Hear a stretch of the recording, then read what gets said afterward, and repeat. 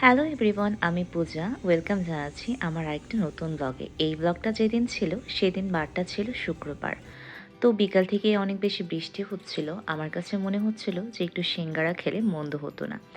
এই জন্য আমি রান্নাঘরে চলে গেলাম, অল্প একটু ময়দা প্রিপারেশন করে চলে গেলাম সিঙ্গারা তৈরি করতে।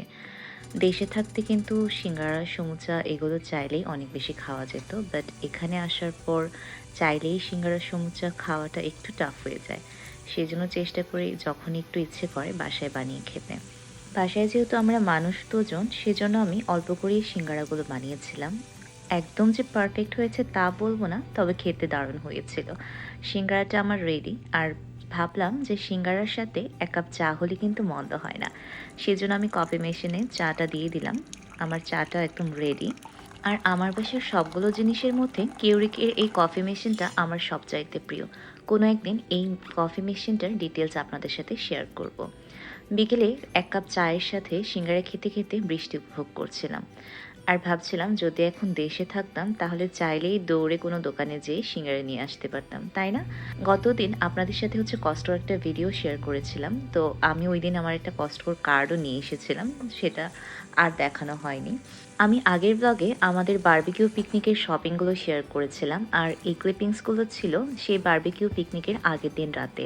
এখানে আমার হাজব্যান্ড যে ল্যাম্ব চপগুলো ছিল সেগুলোকে কেটে পিস পিস করে দিচ্ছিল, আর আমি ম্যারিনেশনের জন্য একটা মশলা মিক্স করে নিচ্ছিলাম।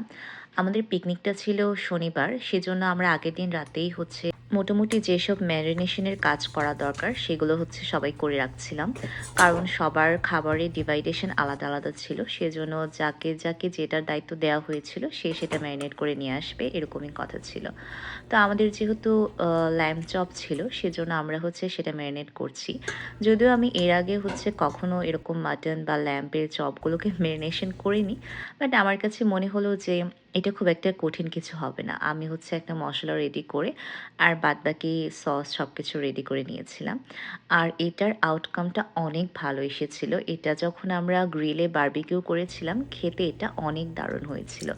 যখন আমরা এই প্রিপারেশনগুলো নিচ্ছিলাম তখন অলমোস্ট রাত মনে হয় 12টার বেশি বাজে।